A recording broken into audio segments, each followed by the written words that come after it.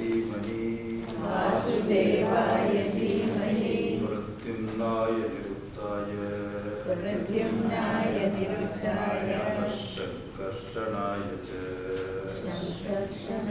नमः संकर्षणाय च नारायण नारायण नारायण।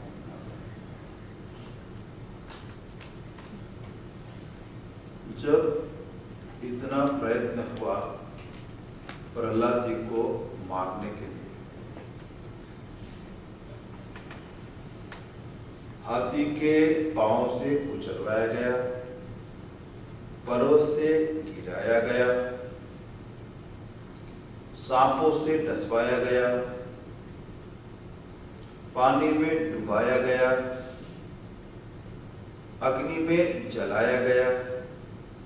ये सब होने पर भी प्रहलाद जी को एक खरोच भी नहीं आई, चोट भी नहीं। ये सब देख के पाठशाला के जो सब विद्यार्थी थे, असुर बालक ही थे, उन लोग को इनके प्रति बड़ी श्रद्धा हो गई कि इनमें कुछ ऐसा है कि जिसके कारण इनकी रक्षा हो जाती है। अब तो सब लोग खेल कूद छोड़कर असुर बालक प्रहलाद जी की चारों ओर बैठ गए और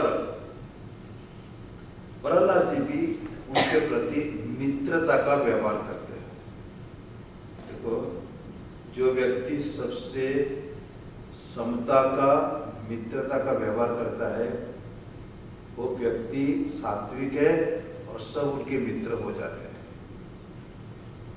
हमको स्वामी चिन्मय जी ने बताया था, कोई तुमसे प्रेम करे इसके लिए प्रतीक्षा मत करना, तो अपना प्रेम देना शुरू करो तो सामने से प्रेम आ जाएगा।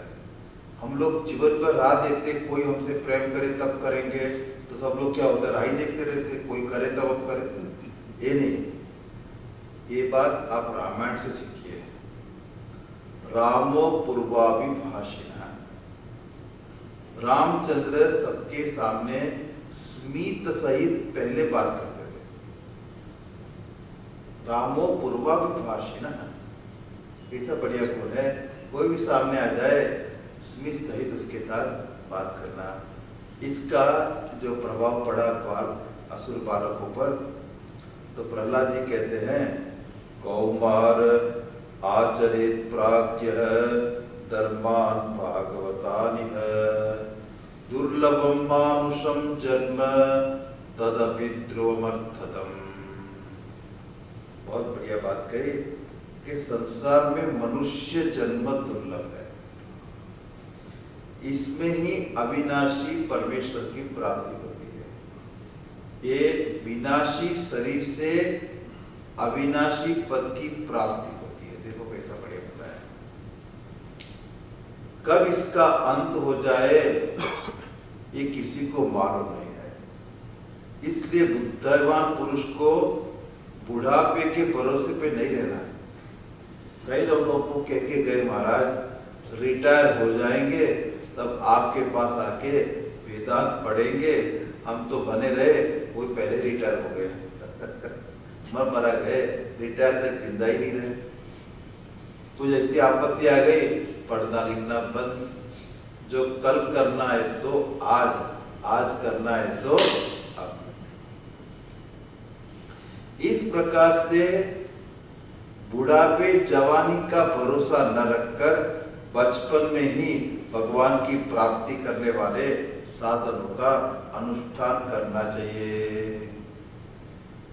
यथा हि पुरुषस्य येह विष्णु पादोपसमर्पणम यदेश सर्वभूतानां प्रिय आत्मेश्वर स्मृत। मनुष्य जन्म में श्रीमद् भगवान के चरणों को शरण ग्रहण करना एकमात्र सफलता है। क्यों? भगवान के शरण में क्यों जाए? क्योंकि वो समग्र प्राणियों के स्वामी, सुहृद, प्रियतम और आत्मा है। आगे कहते हैं, इंद्रियों से जो भोगा जाता है वो तुम प्रयत्न करो कि न करो वो मिल जाता है। देखो कैसा है, इकोनॉमी टिकट लेके मैं बॉम्बे एयरपोर्ट पे एयर इंडिया में जा रहा था, तो वहां काउंटर पे बैठे को कहा कि मेरे का पहले का कुछ माइल है, आप अपग्रेड करा सकते हैं टिकट। तो लड़का इतना अच्छा था कि आपका सन्यासी, हमको सन्यासी पहुंच रहता है, मैं इतना करूंगा इतना कहा। पर मैं तो पास लेके अपना बोर्डिंग पास लेके सिक्योरिटी पार करके नीचे बैठ गया। हवाई जहाज चलने वाला था, उसका 20 मिनट पहले वो आ गया मेरे पास, नीचे तक आ गया। उन्होंने कहा मुझे सन्यासी पे बड़ी श्रद्धा है और मैं आपके लिए अपग्रेड करा के ले आया हूँ एग्जीक्यूटिव की टिकट, कोई प्रारंभ देखो। कोई लड़का मिला, वो टिकट ले गया, मुझे इकोनॉमी से कहा मिल गया एग्जीक्यूटिव टिकट। अब प्रारंभ दूसरा देखो, मैं जाके बैठ गया, अंदर खुश हो रहा था कि चलो प्रारंभ अच्छा है आज। तो वहां उसी सीट के नंबर वाला दूसरा आदमी आ गया। अब तो मैंने कहा कि भाई हमारा सचमुच तो इकोनॉमी का टिकट है, मैं नीचे जाता हूँ। तैर उससे कहा तुम रुक जाओ, उसको बिठा दिया और मेरे बोर्डिंग पार पे कुछ लिख लिया। मैं नीचे गया तो दूसरी परिचारिका ने बताया आपको फर्स्ट क्लास में अपग्रेड किया, देखो। और ये था कि उस समय इतना बढ़िया, मैं बहुत थक गया था, लेटने को मिला।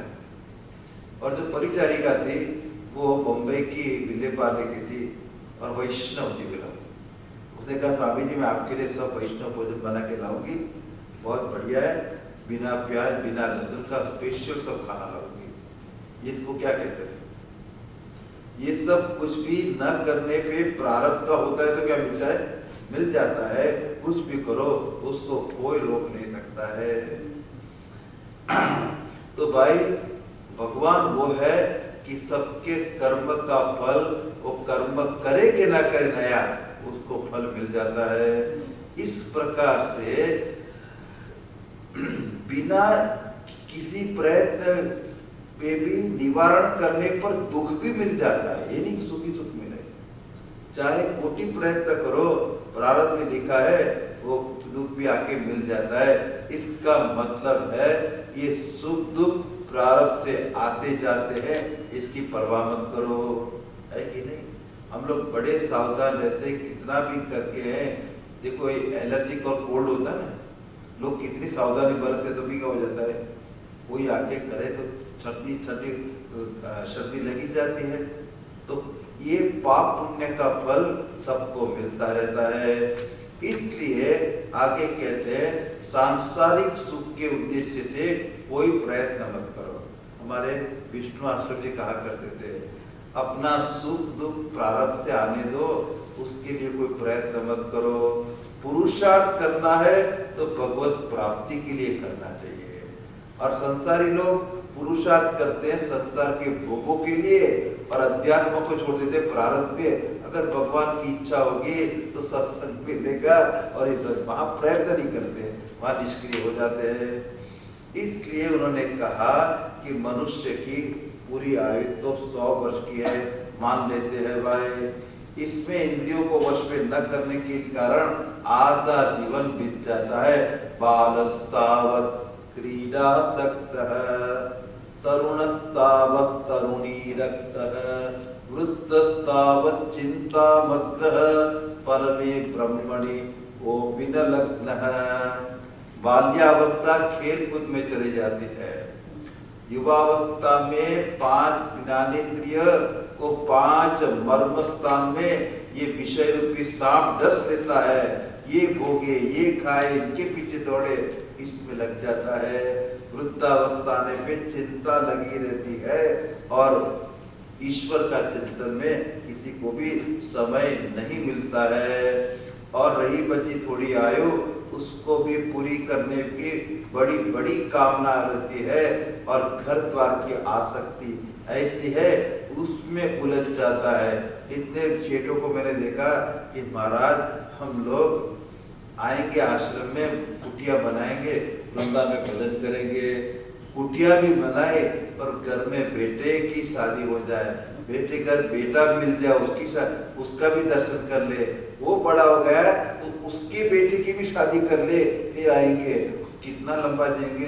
सब भगवान के यहाँ पहुंच गए, कभी सत्संग करने के लिए नहीं पहुंचे। इसलिए व्यक्ति को जल्दी से जल्दी ये अध्यात्म की साधना करनी चाहिए।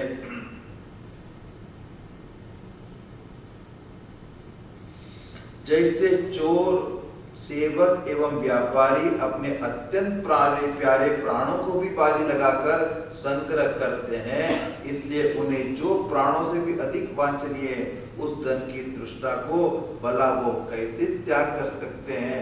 अब मैं देख रहा हूँ ये लोग पैसा के लिए अपना जान लगा देते हैं, कुछ भी हो जाए पैसा प्राप्त करके रहेंगे।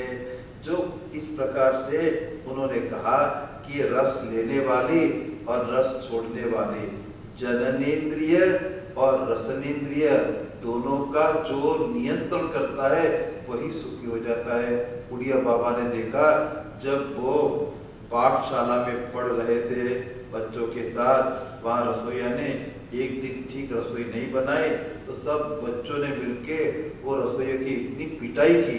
तब से उन्होंने कहा जीवन भर मैं कभी स्वादु अन्न की याचना नहीं करूँगा। उन्होंने कहा कि जो जब मिल जाए, नमक नहीं है तो खा लो, मिर्च नहीं है तो खा लो, चीनी नहीं है तो खा लो, जीते रसम सर्वजितम। अगर रसनेन्द्रिय को जीत लिया तो सबको जीत लिया। ये बड़ी भयंकर इंद्रिया है, इस प्रकार से इनको विजय प्राप्त करना चाहिए। ये दुनिया की चीज तो ऐसी है जो किसी की नहीं है। एक बार कोई व्यक्ति नदी में कंबल बहता हुआ देखा, उसने कंबल मानी कांबड़ो, उसने कहा वाह कंबल बहता जा रहा है, उसने लगाई डाइव और पहुंच गया कंबल के पास। तैरना जानता था, अब कंबल पकड़ लिया और बाहर आने के लिए निकले नहीं। लोगों ने कहा अरे भाई कंबल मिल गया, तू तो अभी आ जा। कि मैं आ नहीं सकता है। कि क्यों? कि पहले तो मैंने कंबल को पकड़ा था, ये कंबल नहीं है, ये तो रीछ है, यहाँ भालू है। अब उसने मुझे पकड़ लिया है, मैं बाहर नहीं आ सकता हूँ। तो संसार की चीज ऐसी है जिसको हम पकड़ते हैं, बाद में क्या होता है वही हमको पकड़ते हैं, हम उससे निकल नहीं जाते हैं। हमको आके कहते हैं महाराज सत्संग में कैसे आए, मरने की फुर्सत नहीं है। मैं कहता हूँ मरोगे तो फुर्सत ही हो जाएगी, अब करो खूब धंधा। इस प्रकार से अभी उन्होंने कहा, अंत में जाके कहा कि तुम लोग अपने दैत्यपन आसुरी संपत्ति का त्याग करके सब भूतों पे दया करिए। तस्मा सर्वे तु भूतेषु दयाम कुरुतु सकुर्दम। सबसे बड़ा काम है घट घट में वो साई रमता, कटुक वचन मत बोल, सब पे दया करो। भगवान के पास गए दैत्य दानव, दैत्य देवता और मानव, और ब्रह्मा भगवान ने कह दिया द द द। अब सबके अपने अपने अनुसार समझ लिया। दैत्यों ने समझा भगवान उनको कह रहे दया करो। देवताओं ने क्या समझा? दमन करो, हम भोगी हैं इंद्रियों के, दमन करो द। मनुष्य ने क्या समझा? द दान करो, है ना, छूटता नहीं है, रत्ती भर छूटता नहीं है। एक सेठ इतना कंजूस था, मक्खी चूस कंजूस कहते, मक्खी चूस मालूम है? अगर मक्खी भी घी में गिर जाए तो मक्खी के साथ घी को भी निकाल लेगा, मक्खी का भी घी निकालेगा। इधर वो सेठ बड़ा कंजूस था। गांव के बाहर एक कुआं था,